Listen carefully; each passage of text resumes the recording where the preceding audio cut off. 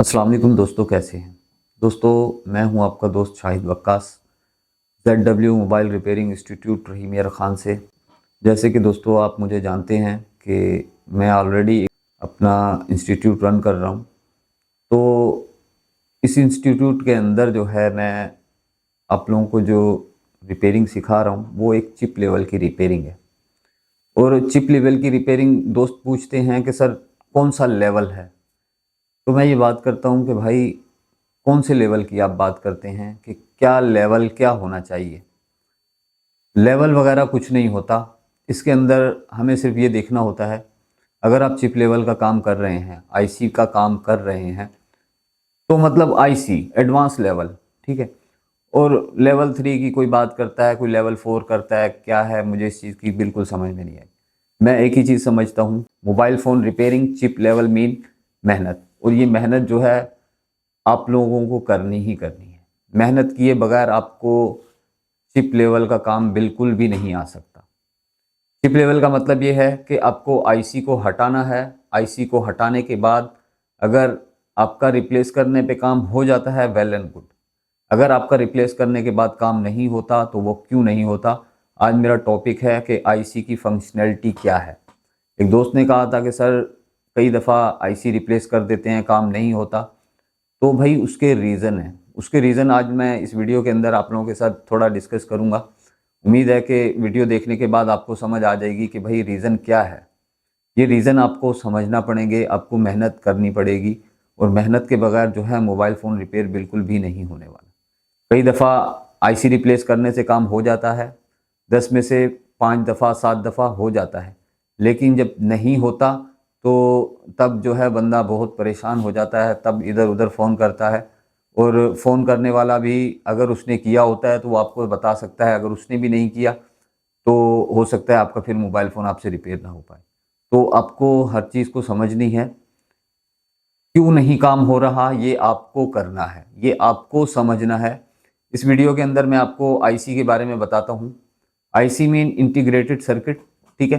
तो integrated mean के IC के जो आईसी जो बना है आपका, बहुत सारे एसएमडी कंपोनेंट से मिलके बनाया गया है। आईसी के अंदर बहुत सारे छोटे-छोटे कंपोनेंट्स लगे हैं। जब आईसी ख़राब हो जाता है तो इसका मतलब कभी वो शॉर्ट हो जाता है तो कभी वो ओपन, ठीक है। जब ओपन हो जाता है तो तब आपको शॉर्ट सर्किट देखने को नहीं मिलता, लेकिन आपका जो डायग्राम या आपका जो सर्किट होता है वो काम करना छोड़ देता है। लेकिन जब आईसी को आप रिप्लेस कर देते हो तो आपका काम हो जाता है। आपको इस चीज़ से मैं एक थोड़ी-सी मिसाल दे देता हूँ कि जब ग्राफ़िक्स आईसी वर्किंग नहीं कर रहा होता तो आप जो है एलसीडी कनेक्टर के ऊपर जीआर जब ले लेते हैं, जीआर भी ओके मिलते हैं, उसके बावजूद आप आईसी को रिप्लेस करते हैं तो आपका काम हो जाता है। क्यों हो जाता है कि आईसी आपका जो है वो ओपन हो चुका था। एक तो शॉर्ट हो जाना है, एक हो जाता है ओपन। तो भाई जो आईसी के अंदर कंपोनेंट्स लगे हैं वो भी तो ओपन हो सकते हैं, ज़रूरी नहीं कि वो शॉर्ट हो जाएं। तो आज मैं आईसी की फंक्शनैलिटी की बात करता हूँ, तो चलते हैं हम लोग एक चार्ट की तरफ, जो कि मेरा एक तरीका है। मैं आपको चार्ट की मदद से समझाऊंगा कि आपको आईसी को किस तरीके से टेस्ट करना है। अगर ये तरीका आप लोगों ने अपना लिया तो उम्मीद है कि मोबाइल फ़ोन आपसे बच के नहीं जाने वाला। तो चलते हैं चार्ट की तरफ। दोस्तों यहाँ पे मैं जो है आईसी की फंक्शनैलिटी की बात करता हूँ। तो आप लोगों को पता है कि मोबाइल फ़ोन के अंदर दो तरह के जो हैं सर्किट होते हैं, एक एनालॉग और एक जो है डिजिटल होता है।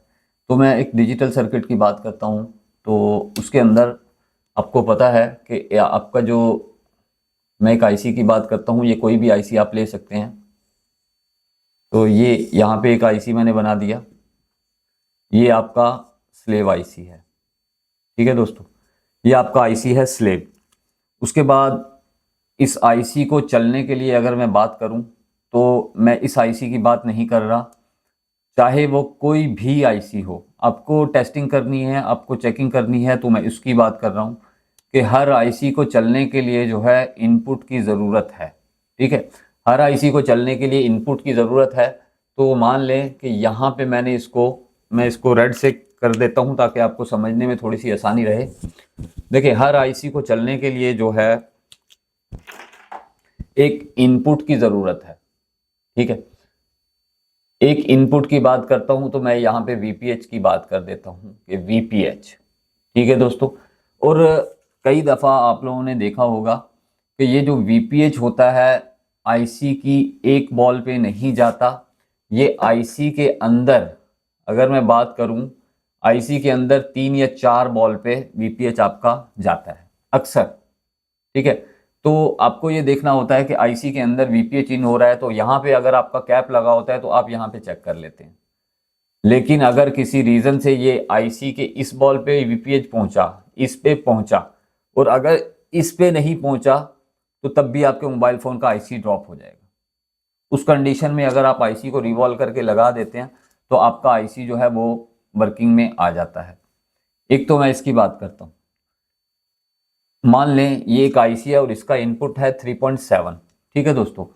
उसके बाद कभी कभार ऐसा होता है कि आईसी के इनपुट दो दो भी हो जाते हैं, मतलब अगर इसको 3.7 दिया है तो एक इनपुट और आ जाता है जो कि है आपका 1.8 वोल्ट, ठीक है दोस्तों। तो इसके जो है दो इनपुट हैं, तो ये दोनों इनपुट आपको जो है चेक करना पड़ेंगे। मैं यहाँ पे एक और आईसी बना देता हूं।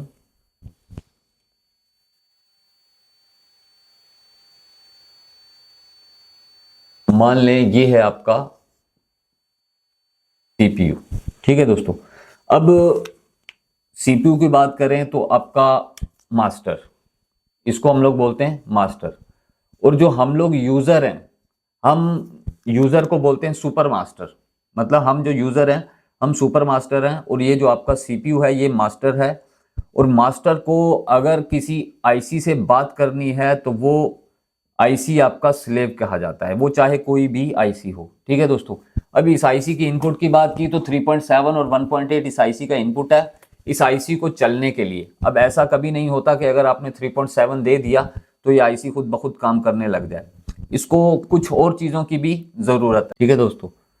तो यहाँ पे मैं एक बात करता हूँ कि मान लें सीपीयू टू कम्युनिकेशन की बात करते हैं, मास्टर को स्लेव से बात करने के लिए और भी लाइनों की ज़रूरत है, ठीक है दोस्तों।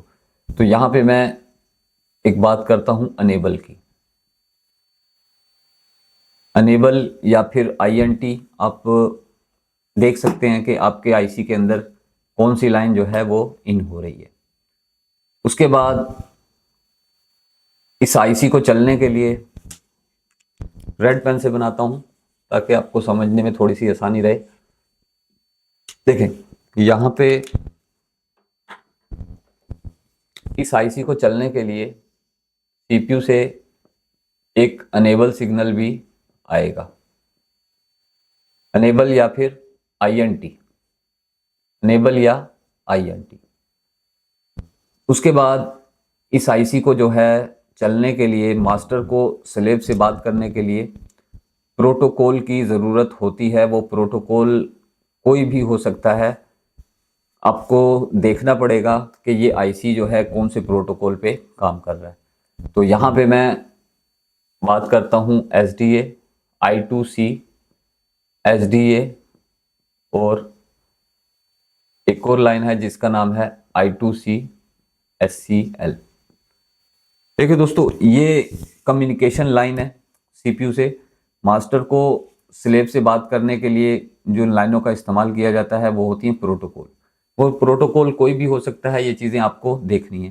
तो यहाँ पे मैंने I2C प्रोटोकॉल बनाया, ये SPI भी हो सकता है, SPMI भी हो सकता है, ये कोई भी प्रोटोकॉल हो सकता है। ये आपको देखना है कि आपका आईसी कौन से प्रोटोकॉल पे वर्किंग कर रहा है।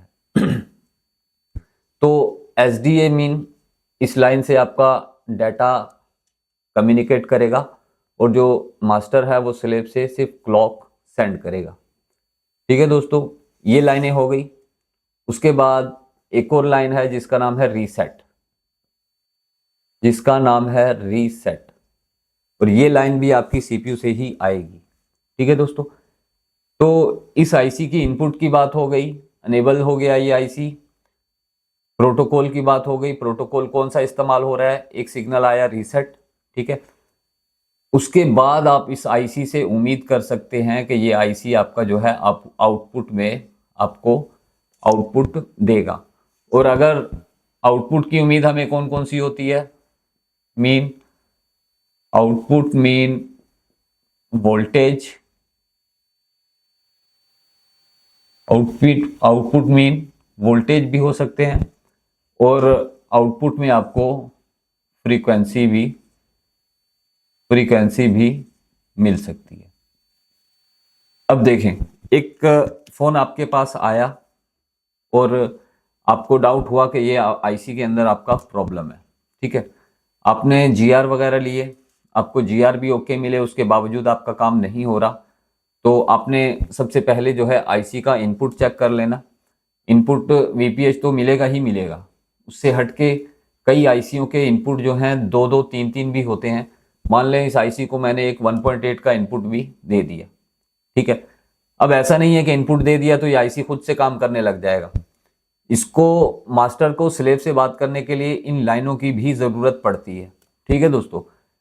आपने इस आईसी को रिप्लेस किया और आपका काम नहीं हुआ, तो आपने एक और आईसी चेंज किया और फिर भी आपका काम नहीं हुआ। आपको आइडिया है कि आपका जो आईसी है वो बिल्कुल 100% टेस्टेड है, ठीक है, और फिर भी आपका आउटपुट नहीं हो रहा, तो आपको आईसी को हटा लेना है और आईसी को कर देना साइड पे। उसके बाद इस आईसी के अंदर जो आईसी की रिक्वायरमेंट की बॉल्स होंगी वो आपको देखनी है कि अगर एसपीआई प्रोटोकॉल इस्तेमाल हो रहा है, तो आपको पता है कि इस आईसी के अंदर अगर एसपीआई है तो 4 लाइनें प्रोटोकॉल की हैं। आपको चारों लाइनों की रीडिंग लेनी पड़ेगी, आपको रीसेट लाइन की रीडिंग लेनी पड़ेगी, आपको अनेबल लाइन की रीडिंग लेनी पड़ेगी। डीप लेवल में काम करना है तो मेहनत करनी पड़ेगी, बिना मेहनत के आपको कुछ भी नहीं होने वाला। मान लें आपने सारा कुछ चेक किया, आपकी रिक्वायरमेंट जो है इस आईसी की बिल्कुल ओके है, आपने आईसी भी ओके लगाया, तब भी अगर आउटपुट नहीं मिल रहा तो पीछे कौन बचता है? पीछे भाई आपका मास्टर ही बचता है ना। एक और चीज आपको बता दूं कि अगर I2C प्रोटोकॉल इस्तेमाल हो रहा है तो इसकी लाइन में आपको 2.2K का पुल अप रजिस्टर भी मिल सकता है, जिसके ऊपर 1.8 दिया जाएगा। अगर ये 1.8 मिस हुआ तब भी आईसी आपका खराब। अगर आपका ये प्रोटोकॉल लाइन मिस हुई तब भी आईसी आपका काम नहीं करेगा। अगर आपका ये पुल अप रजिस्टर निकल जाते हैं तब भी तो ये आईसी आपका काम नहीं करेगा। ये सारी चीजें भाई आईसी की फंक्शनैलिटी में आती हैं। आईसी से आउटपुट लेना है तो इसकी रिक्वायरमेंट पूरी कर दो। अगर रिक्वायरमेंट पूरी कर चुके हो, उसके बावजूद अगर काम नहीं हो रहा, तो यही आपका जिम्मेदार है। कई केसेस में कई दफा फोन के अंदर हमने जब मास्टर को रिप्लेस किया तो हमारा काम ओके हो जाता है। क्यों हो जाता है? कि अगर आपका स्लेव आईसी खराब हो सकता है तो क्या मास्टर खराब नहीं हो सकता? तो भाई बार बार इधर उधर पूछने से पहले, इधर उधर लोगों से मिन्नतें करने से पहले बेहतर है कि आप खुद से आईसी को चेकिंग करना सीखें। अगर खुद से चेकिंग नहीं कर रहे तो इसका मतलब आप प्रॉपर काम बिल्कुल नहीं कर रहे। आप सिर्फ दूसरों के सर पे काम सीखना चाह रहे हैं कि बस जल्दी से मेरा काम हो जाए। तो अगर आप इस तरीके से रिपेयरिंग कर रहे हैं तो आप बिल्कुल भी रिपेयर नहीं कर पाएंगे। आपको रिपेयरिंग करनी है तो अंदर की कहानी को समझना पड़ेगा। कई केसेस के अंदर हमने मास्टर को रिप्लेस किया तो हमारा काम हो गया। अगर क्वालकॉम का फोन है, अगर आपने आईसी को रिवॉल्व कर दिया फिर भी काम नहीं हुआ, तो इसका मतलब ये थोड़ी है कि आपका मास्टर ठीक है। मास्टर भी कई दफा खराब हो सकता है। अगर स्लेव देखिए, आईसी, ये जो आईसी का मीन क्या है? Integrated circuit. तो इस आईसी को बनाया गया है छोटे छोटे कंपोनेंट को मिला के। कई दफा आपको लाइन शॉर्ट मिलती है। अगर लाइन शॉर्ट हो सकती है तो लाइन ओपन भी तो हो सकती है। आईसी के अंदर का कंपोनेंट जो आईसी के अंदर लगा हुआ है, अगर वो खुद ओपन हो गया तब भी तो वर्किंग नहीं होगी ना।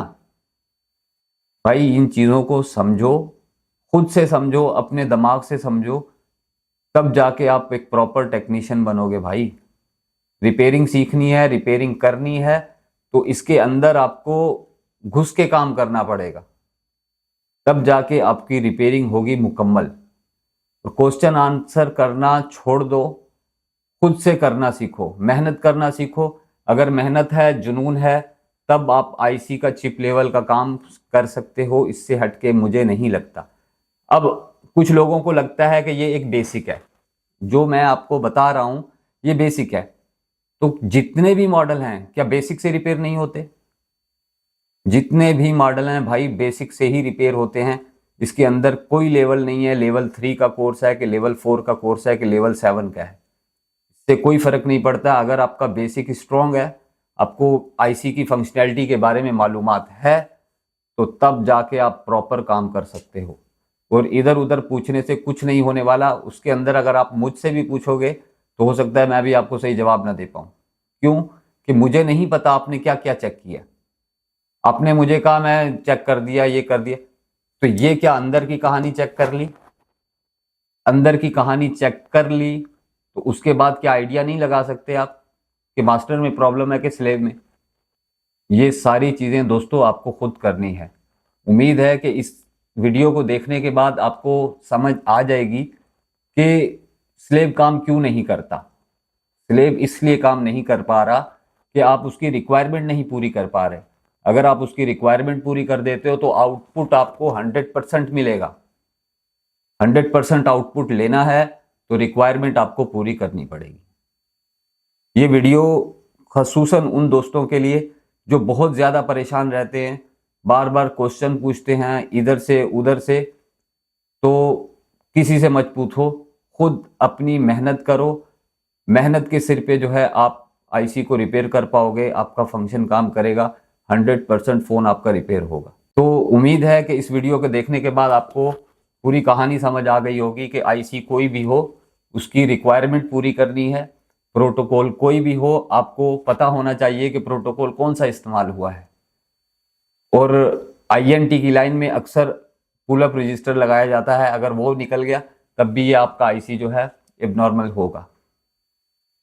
तो मास्टर टू स्लेव कम्युनिकेशन को देखो, फिर जाके आईसी को रिप्लेस करो, 100% काम होगा। और 100% काम होगा। उम्मीद है कि ये वीडियो देखने के बाद आपको पूरी कहानी समझ आ गई होगी कि ये कहानी है, मोबाइल फ़ोन इस तरीके से रिपेयर होता है। तो वीडियो अगर आपको पसंद आती है तो लाइक और शेयर ज़रूर कर दिया करें। बाकी अगर आपको किसी चीज़ के अंदर प्रॉब्लम है तो आप मुझे मैसेज करें, उसके ऊपर इंशाल्लाह आप लोगों को जो है वीडियोस मिल जाया करेंगी। तो मिलते हैं नेक्स्ट वीडियो में, तब तक के लिए अल्लाह हाफ़िज़।